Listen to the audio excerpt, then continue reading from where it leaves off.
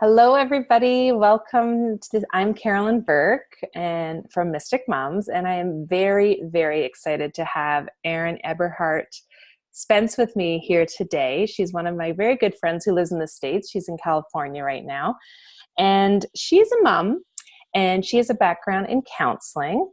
And even though she's left her job and she's very involved in being the family organizer, as she says, she's Uber, she's everything. She's also a community organizer within her community and the communities of her kids' schools, and really has more time to support people in day-to-day to make a difference. So I love having Erin here because I feel like for me, she's an expert in technology and social media. So that's what we're going to talk about today.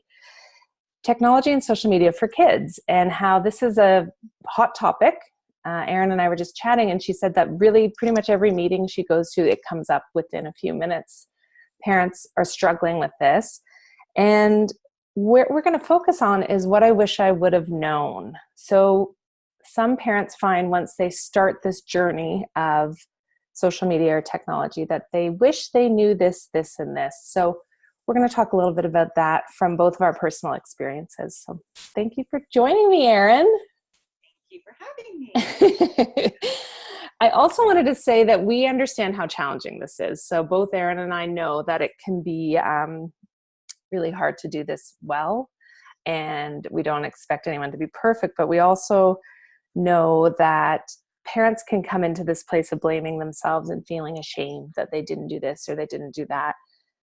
So we understand that it's not easy, but we also think it's important we can be brave and have these conversations with our kids and with other parents and people in the community.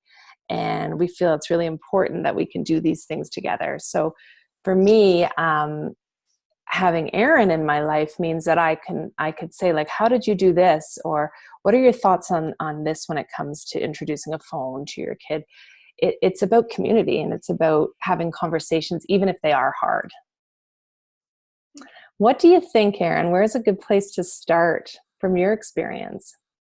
I think, like you said, I feel like every workshop I go to, every session I go to, conferences, and even if it has nothing to do with technology, like you said, I just find, the presenter will be, as soon as that first question's asked about, oh, well, what about technology? And they're like, I was wondering when it was going to happen. So I think it is still in so many ways, still new to so many of us, and everybody trying to navigate it together. And I think that it is remembering that it is never too late to make changes. I think technology in itself is fast paced, and I think it's easy for all of us to get caught up. And, our kids come home and they say, everybody in the class has a phone. I'm the only one without a phone. Or everybody has Instagram. I'm the only one. And, it's that your initial thing is, oh my goodness, my kid is the only one that does it. And then kind of slowing that down. And is that really the case? Typically it's not. Right? And I think it can be a bit of a trigger for us around our own. Is our kid fitting in? And if they're the only one that isn't communicating, are they going to get left behind? And so I guess for me, over and over, it is just slow down and ask the questions, and really kind of, I think, dissect it in terms of, what does that look like? And why do you want a phone? And let's have a contract. And I think when you do that, it allows you to feel like you have some control, allows you to have some limits around it, allows you for them to have their input. And I think in all of that, even like I think I told you before when we were talking, when our oldest, who's now 15, but when she was 12 and a half, she really wanted Instagram. And so we said, well, you have to wait until you're 13. Mm-hmm. And when she was 13, we had the conversation about kind of, these are our worries. Our worries are, you're super busy with activities, you have schoolwork, you have how are you going to manage that as well? And she came back and said, well, how about I don't check it during the week? So I think that's a reminder of when we slow it down and when they want something so badly, they're willing to compromise. Yes. They lose that later on, but in that beginning part, they want it so badly that in that situation, I didn't even have to come up with the, suggestions. She on her own came up with it. And I was like, wow, that's brilliant. Um, and then we also, the other part of that was, for the first year, you need to show us when you want to post something, you show us first. Mm-hmm. That allowed us to have a conversation about, how do you think, you were with 5 friends, that's a picture of you and one friend. How do you think it makes the other friends feel? How do you think that looks like to everybody that isn't even at that get together? And so even in the end, sometimes it was, she still decided to post it. It was us having the conversation about, well, what do you think? Because I think we all know in this stage, our kids are just so impulsive. And especially when it comes to technology, it's just like, wow, I'm having a great time. Look at me doing this. And here you go. Yeah. And then they have the repercussions after. And oftentimes having those consequences are good and they have to work through them. But at the same time, why not have those conversations at the beginning? Yeah. And help slow that down. So for those people in the community that have younger children, these are really good tips, because they can say, when this conversation comes up with my child, which is getting earlier and earlier and earlier, I'll slow it down and I'll take my time. Then there's the parents who are like, I'm already in it. Yeah. I've already let them do this and this. So we're kind of saying, if you back it up, at the very beginning, if you have that luxury and you haven't done anything yet, spend some time with this. Don't rush through it. Don't make impulsive decisions. If you've already established phones and social media in your life, what are some things, 2 things that people could just pick that would be something that could help them manage it? Because I think that's what happens is parents say, I can't get my child off their phone. They're not going to bed. They're grumpy. What are some things that you think work well to manage some of the wheel that's already in motion? I think it's a great question, and I feel like I have this conversation a lot. I bet. I mean, I was at something last week and somebody beelined it for me across the hall. And she's like, I have been meaning to find you because somebody told me that somebody else told you that, and that you had said. And it was like kind of crazy sort of thing, but it was about technology. And she just said, we are so overwhelmed. We don't know what to do. And, this person said you have these great strategies. And what are they? I have a ton of strategies that I think, but I think at the same time, we get so overwhelmed. Everybody is so busy. And the thought of doing 15 things when you're already, like you said, on that wheel, I think for us as parents is being kind to ourselves and feeling like, okay, it doesn't have to be that big. We don't have to do the 15 things. But like you said, is that those few things that feel like they're manageable. Yeah. And after talking to her, she was like, oh, and she came like kind of spinning. And then she was like, okay, 2 things. I can do those 2 things. Yeah. And so the 2 things that I often say that I think are the most important when you are spinning and you have so much, you can't do the 15, would be not having them use their phone in town when you're driving around to activities and school and stuff like that.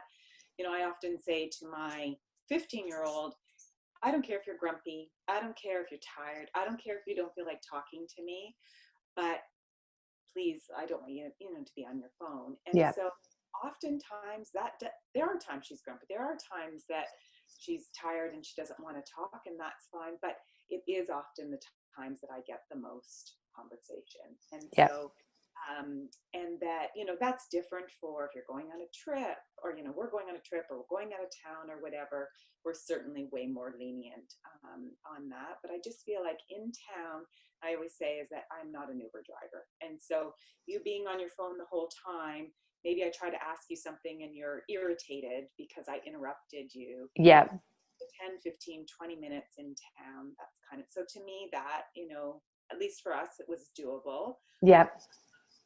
And then the other that I feel probably really, really strong about is just no technology in the bedrooms. And I know Me that is too. a Yeah. huge one, and it's complicated, you know, and the questions often to me are like, well, then where do they do their homework, and where do they, and I just, for me, what is, you know, is totally at the forefront of that and makes me stick to it is that with all the studies out there now, and as they come out more and more over the years about the impact on kids with sleep, depression, the rise in self-harm, anxiety, and all these mental health issues that are on the rise. And you think about when you go to bed to then have your phone, and some of these kids having their phone and it's going off, you know, at night, and maybe at 2 Yeah. in the morning. And when do they ever get a chance to have a break and Yeah. to really relax? And so it's kind of, you know, we have it like, you know, before you go to bed, we have a charging station in the kitchen. You charge your phone into the kitchen. And, you know, whether our kids would admit it or not, I feel, maybe I'm, you know, envisioning and romanticizing and thinking this happening, but I feel like their shoulders kind of go down a bit. Yeah. And like they're off to their room, safe space with no interruptions. Yeah. And then they're sleeping. And Yeah. so, Which is actually huge in terms of mental health, is to get a good night's sleep yes. and not So be interrupted. I think sometimes, you know, and you and I talked as well, is just that when it does feel overwhelming and you think, well, everybody's doing it anyways, I don't know, it'll work itself out. I guess for me, that I always say, you know, going back to that mental health piece, if we can keep that in our forefront about how serious that is and how impacted they are, you know, by the barrage of, you know, social media. You know, kids are on Snapchat and Instagram and maybe Facebook, and they're texting, and that's a lot. And I think it starts to make me feel like I have, you know, ADHD, or, you Yeah. know, where I'm all over the place. And Yeah. we're adults and have some of those skills, and our kids still are developing those skills. Yeah.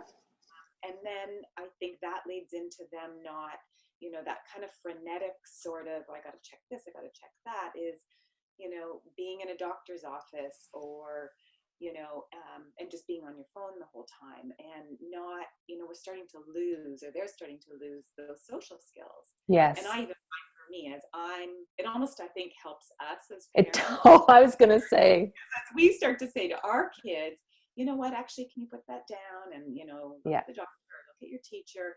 And then I'm like, oh yeah, I'm in the doctor's office and I've got my head down. Yeah. And so it's amazing. Here we're doing all this teaching, but in the same time, then they're teaching us, and we're working on it together. Absolutely. I feel like the one with not bringing it into your bedroom helps me so much, because it is an addiction, and it does pull me when my phone is around. Like, how many times I've been, where's that phone of mine? I need that phone. Like, I got to check something, right? It's like it's pulling on me. So when I leave it, which we do as well, in the kitchen, which is just a nice common space for it, you know, it's shut down by a certain time at night. And there are exceptions to the rule in terms of, okay, maybe you can go half an hour later tonight because you had this activity, or, you know, you haven't had a chance to respond to this person. I understand that. But the keeping him out of the bedroom has been very, very helpful for our family as well. And then I do find that it gets tested sometimes. Like, well, you're busy and you're doing this, and the whole first floor is occupied. So can I just do this up in my bedroom because I'm just folding my laundry? And it's like, no. It's still taking it into your bedroom. Yeah. So it will get tested. Absolutely. Yeah. Absolutely. And this thing that you said about socially, us modeling how to interact again, how to not have a phone in our faces, is huge. It's huge. It opens up conversations. I wrote a blog a few weeks ago about this, where my daughter, who's in high school now, grade 9, her friends were woken up in the night because they had their phones in their room by an Amber Alert. So you can check it out if you want online. But she basically said her friends were all asking her, oh, did that Amber Alert wake you up? And it was kind of unfortunately more about being woken up than about the fact that a child had been kidnapped. But she said, no, I didn't see it till the morning because my phone's in the kitchen. And they were like, oh my God, I wish I had more boundaries. I wish I had more of that. Kids want it. They really do. Which is amazing to me. You said something about a contract, that you can do a contract with your kids. So I love how you said that you can negotiate this together. This is not, it has to be like this, but like, especially in the beginning, you said you can forge something together because you can involve the kids to say, these are my worries, this worry, this worry, this worry. And then in your case, your daughter came up with some good ideas on how to manage it, which it's amazing to me. To save it for the weekend makes so much sense. And every family will be different in terms of when their downtime is. You know, some families work on weekends, so it doesn't always work that way. But what helped to guide you in creating contracts? Well, and I think it goes back to what you said, like just, being in the community and, just talking to so many people and everybody just supporting each other. And so that contract actually came from a friend of mine who's a psychologist here in town. And so then we were just somewhere the other day, and I said to her, oh, I've shared your contract, which then became mine, to now two more people. And she said, well, actually, that wasn't even my contract. I had that from somebody else. But each of us, as we've talked, have all tweaked it to what, worked for us. And just like you said, each family is different.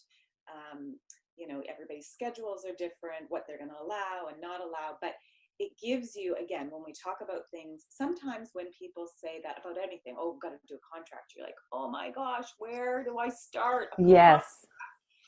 And so to have a shell of that, and then you can and I know it was funny because my husband, one of the things he added in was think about anything that you post that it could be on a billboard in New York. And so, so again, when you talk about kind of how do you specify it for yourself, and him, for him, it was like, okay, something that's more visual, and that it's like, that is, so whether it's something that your grandma's going to see or your, whatever, but that, for him, that was his way of kind of, and, we often refer back to that contract. One of the things in the contract that we had is that we always have to have the passwords to your laptop, to your phone, whatever. And you need to write them. You need to ask, and you need to write them down. Yeah. And so just probably about a month ago, our younger daughter doesn't have a phone, but she has an iPod. So the rule is still the same on that. And she went away, and I went to check in on it, and she had changed her password. So she got home, and it said, the deal was, and so you've lost it for a week, Yeah. And again, if we set those limits and boundaries, and so easily I could have said, you know what, you remember you're not supposed to, but we'd already signed a contract. We already had an agreement. And if I don't then follow up on that, what's the point in really having a contract? Yeah. And like I said, I think oftentimes people think, oh, you're just, being so hard and all these rules and stuff like that. But those are the things that make our kids feel safe and supported and feel loved. And they know how, and they're going to still push, and we're still going to kind of, find that way. But I do think that they really do, they need them. And I think they really appreciate it. And it's funny, I always say, our kids, oftentimes kids still come to our house. Like last week, our 12-year-old said to two friends, I don't know if you'll want to come to my house or not, because we have rules around technology. And so when you come to our house, when I have friends over, everybody has to check their phones into the charging station in the kitchen. So I just don't know if you want to come. She said they still wanted to come.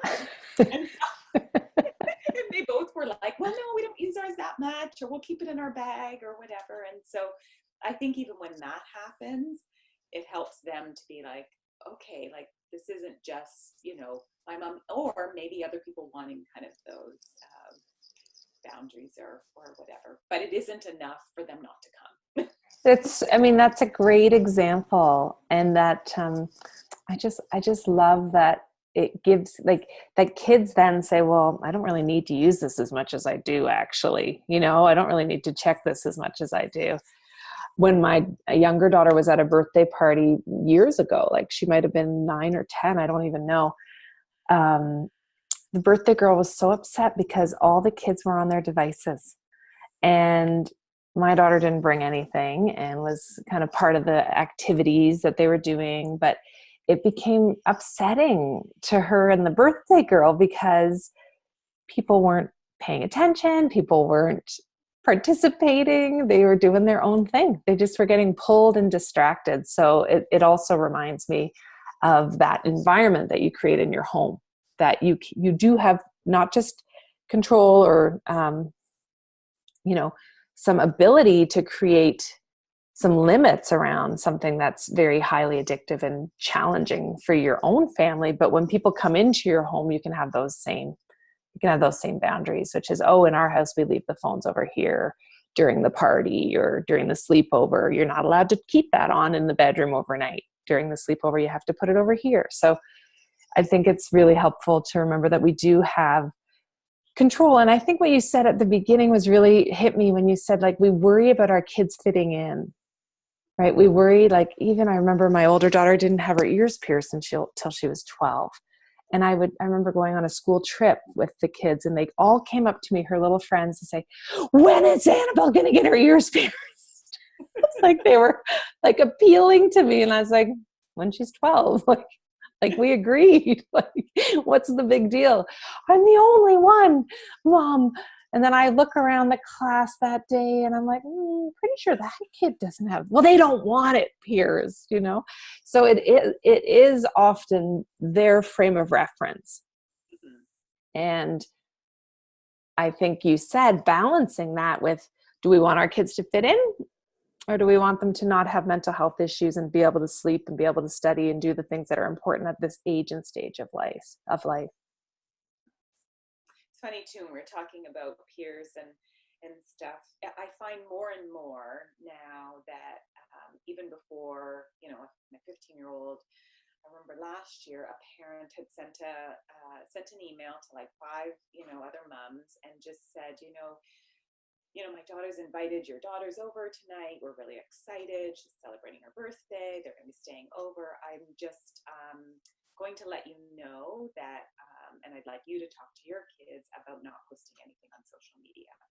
And so I just thought that, again, just to not make other people feel left out. And so I just think that, again, as parents are talking to each other and helping support each other, that allows us to have conversations with our kids and also allows our kids to see that other parents are also parenting in a similar way. Yeah. And so the whole, like, the taking phones, I remember, again, there was another birthday party and there was conversations between the parents. Is there going to be technology, at the party or not? And again, it was a small group of girls.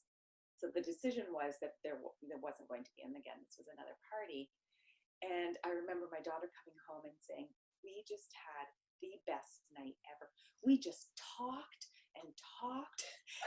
And it's just so funny because that is what we did. And so it's acknowledging, yes, things are different, but even for them to realize then when that's removed and a group of parents kind of make that decision together, just again, that eye contact and talking about, I think, deeper things as opposed to just, oh, did you see this? Or, oh, did you, who's on your, And so again, not that there's anything wrong with that. And that is a part of their lives now, which is different. And I think that for me is always hard because you have like, well, we had it and it was so great. And we all just talked and made eye contact. Like, oh, back then in the old days, it was so obviously it is not, it is not this.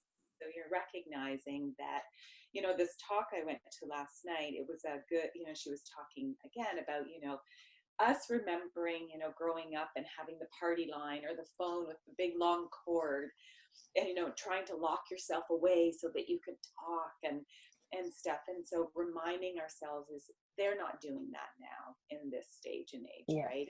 This is not their generation. And it is that they are texting or Snapchatting or, Instagramming or whatever. And so that we can't be like hanging on to, it's going to be like this again. And Yeah. so it's also recognizing that, and can't just be, oh, it's all bad and it's terrible. There are lots of good things about it, but Yeah. it's having limits and boundaries and helping them learn. Yeah. And so, no, it is a very, it's this frustrating. And then at the same time, I do, when you see your kids and interacting, again, not how we did, but they're Snapchatting, they've got their funny faces and doing all, and just, it is about connection. It is. That there can be, also the good parts of that. Oh, I love that. Thank you for that. And, going back to what you said too about the fastness of everything, like and that they're teaching us, right? They're teaching us to be tapped in a different way. Like, I can't even tell you how many times my kids are like, search it up, Mom. Just search it up. I'm like, I don't want to search it up. I want you to tell me what you know about this. Just search it up. Like, you don't get an encyclopedia from the library. Yeah, exactly, which is so ridiculous, right? Well, that's another little rule we have, is that at the dinner table, you can't Google. You can't, well, one, you can't have your phones at the table. Yeah. And you can't be having dinner and then be exactly search it up and somebody jumped up to go, slow down. It does not have to be immediate. When we're done dinner, then you can check that. But if not, it would be this bouncing all over the place, everybody jumping up. It's so true. It's like, slow it down and make space where it's not. Like, create space where it's not about that. That's a good way to put it. Yeah. And I think too, when you were talking about it, the pace of it, I remember too, at the beginning when my daughter first had a phone, the texting, it was like she thought she had to text somebody back right away. Like, well, they just texted me, I got to text them back. I was like, you don't have to text them back. It's kind of like what we used to feel like with email. We'd get our emails and we'd be like, oh, I have to respond. Somebody emailed me. Well, now you could leave something in your inbox for a week or two before getting back to somebody. And with a text, it's definitely more immediate, right? So we do say to people, if you really want to get in touch with me, you might want to text me. However, there's this piece of slowing it down for kids too, to realize nothing is on fire here. Nobody's going to be harmed if you don't get back to them till tomorrow. It's okay. Okay. Everything's going to be okay. So thank you, Erin. I feel like the fastness is really what the pacing, and how when we can slow everything down, that becomes more manageable, because I know it makes me anxious too if I'm constantly checking a phone. If I'm constantly dinging and connecting to that, I'm revving up my whole nervous system. Absolutely. Yeah. Well, and I think we were talking earlier too about, as we're trying to teach them, and then us having to take a look at our own lives and our own practice, and how are we, the worst thing for any kid, but especially teenagers, is if we're hypocritical. Yeah. So if we're saying, no two screens at once, and, you can only, you just, if you want to be, watching Netflix on your laptop or on your phone or whatever, well, you can't also be texting, here, you can't.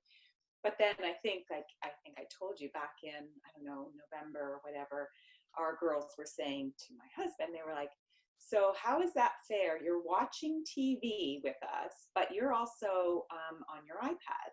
And he was trying to explain to them, well, actually, I'm reading an article. And then, then a week later, the same thing would happen. They're like, remember, 2 screens?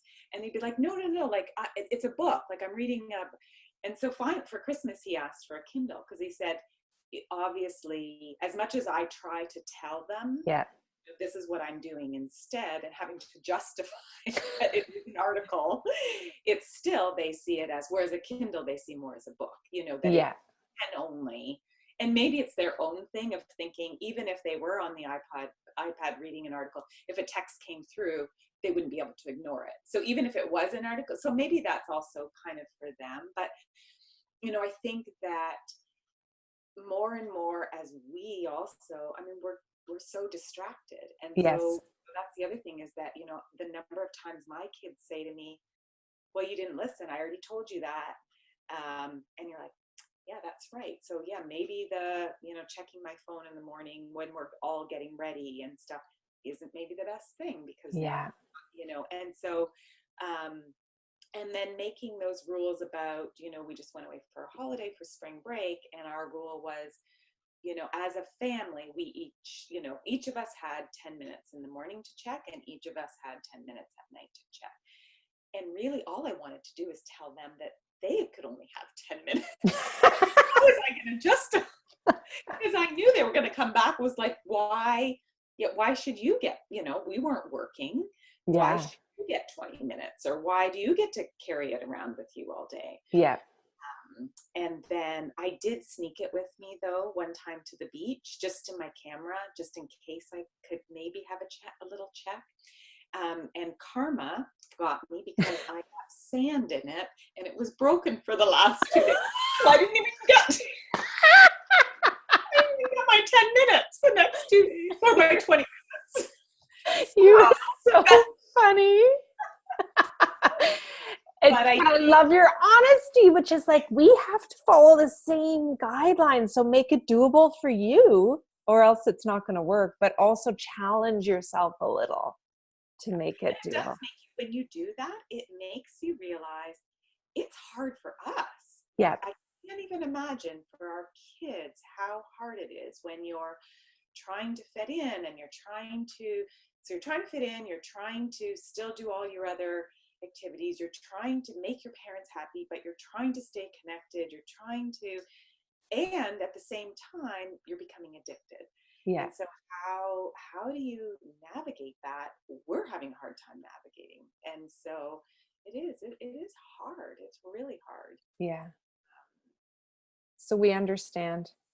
We do. Absolutely. Especially with summer coming. Okay, now that's a whole other can of worms. All those, and so then we have a thing. We do like in June or whatever, we'll write up the summer rules for technology. Yeah.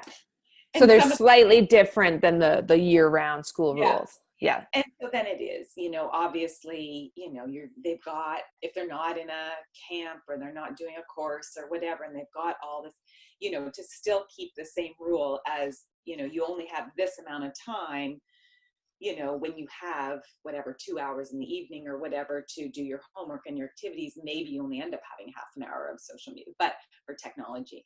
But in the summer, if you've got your 12-hour, that's a long chunk.